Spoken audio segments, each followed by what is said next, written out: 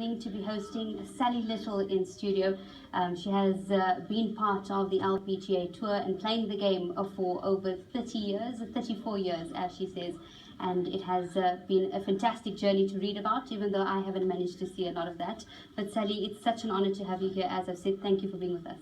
I'm very thrilled to be here, Maureen. Thank you so much for getting behind what we're starting to do in this country, and that's to uplift young women through the game of golf. And golf gave me so much, and we're hoping to find some great talent here, and that's why I'm home. I want to know, before we get into how you are giving back, I want to know where it all started. It all started when I was a little girl, living in Cape Town, and my father played golf, and he wanted me to play, but I wasn't that keen in the beginning because young girls didn't play golf in those years. And he tempted me by asking me to pull his golf cart for pocket money. Okay. So that's where I got the bug. And by the age of 12, I showed promise and started playing. There were no girls really playing, so I used to play along with the boys in the Western Province and ended up playing for the boys school, the Western Province, under 16s. So it started there. And then obviously you went on to win a number of titles in a career that has been so successful. It must be so difficult to choose, some of the best moments. But what would you say was some career highlights for you? My highlight really in the beginning, going to America, I was a lost little fish in that big pond, and it took me almost 4 years to really get my feet. These players were so much better and had so much more competition. So my first win was the Women's International. I holed it out of a bunker from about 60 meters on the 72nd hole to win my first title. And from then on, it was just on, finishing in the top 10 times that year, and then winning a couple of majors. So I had an incredible career over there.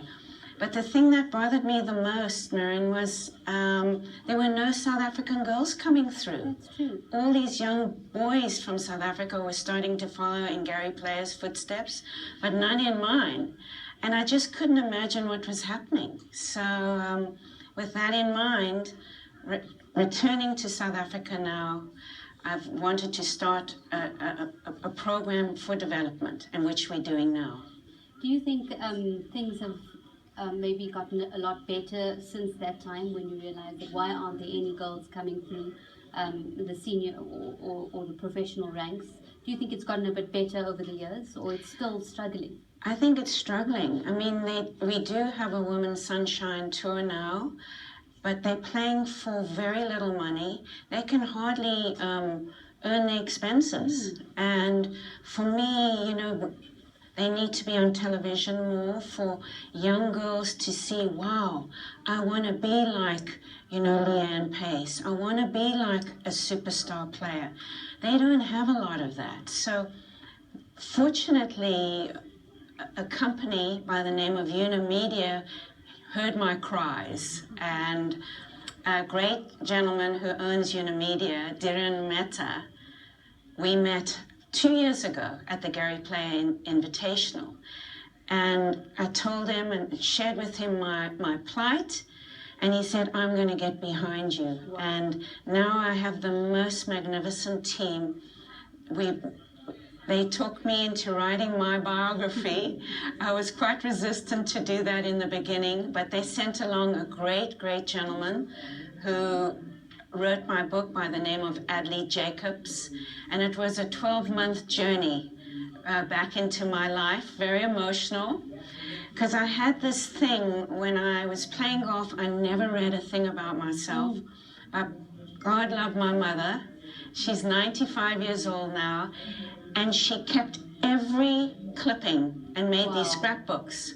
So I went back in time with the book. So the book will be launched on the 2nd of August, perfect, Women's Month.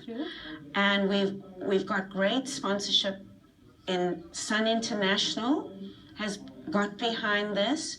We're going to have a golf day at Blue Hills, one up in Sun City, and also a challenge match called the Pink Stig, which is going to be down at Pearl Valley against Leanne Pace, the top South African golfer now, who's 34 years younger than me. I told her she's going to have to give me 34 meters off every tee to compete against her.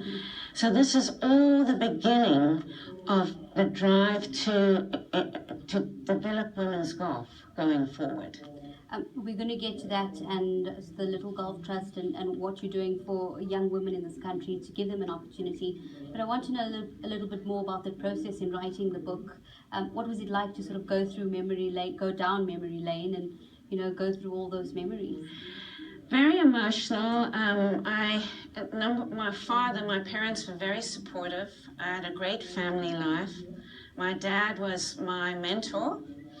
And I lost my dad in 1986.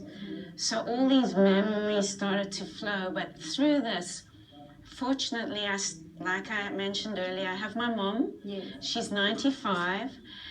They've made a documentary too about my life. And my mother's going to be in some of these segments. And I'm so grateful that she was around to jog my memory. Because as a golfer, and when you lead a life like this, you're always playing it forward. It's week after week, you never think back, because you don't think back, you've got to move forward. So I basically forgot a lot about my life, especially when I was younger. And on the treadmill of life, reading these stories, which I had to do to prepare for Adley Jacobs. He doesn't let anything slide.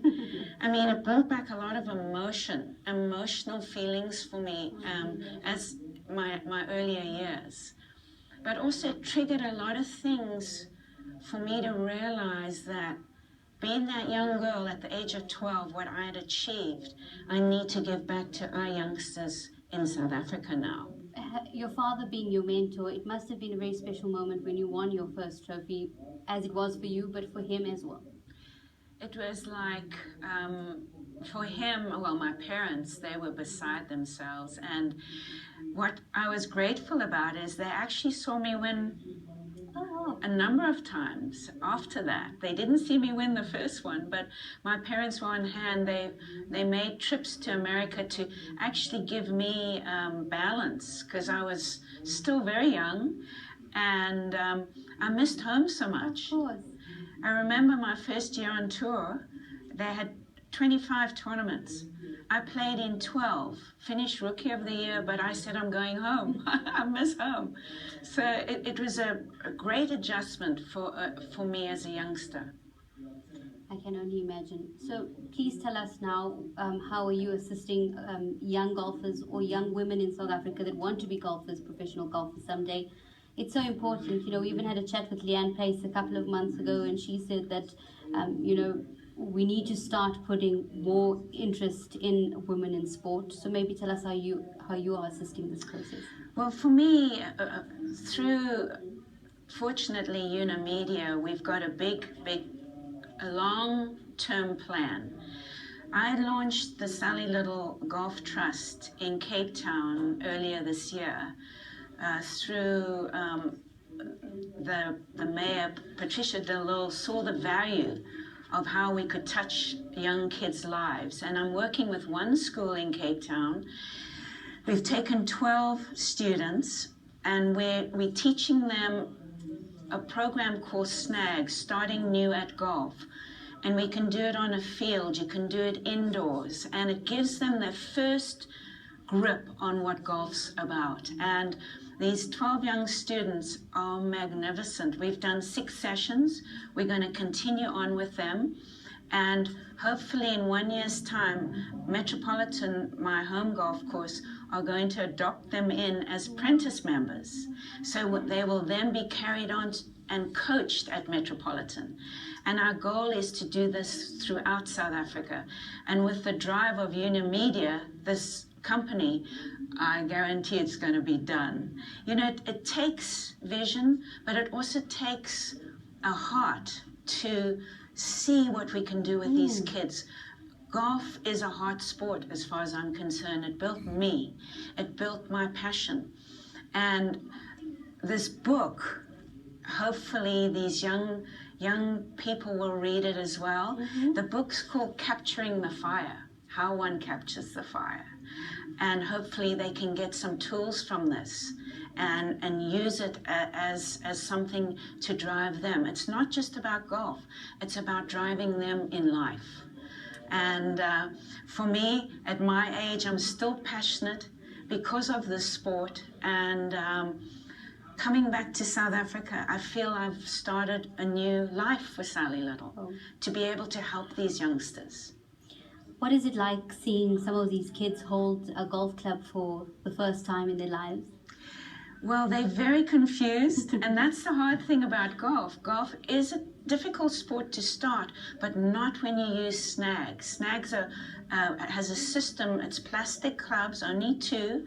It's color-coded, makes it fun. The grip of snag, the golf, is a perfect grip, all color-coded on that club. Wow. So we start them with that, and once they gravitate to where they feel comfortable, they go into regular golf clubs. And you know, I'm just so passionate about this country. You know, to see someone like you on television now, women being uplifted in this game. For me, I see it. We need more of you playing golf too. So maybe we need to get you in a clinic, which we do as well. We do women's clinics throughout the country. So women in business can use it as a tool as well, like men have done forever.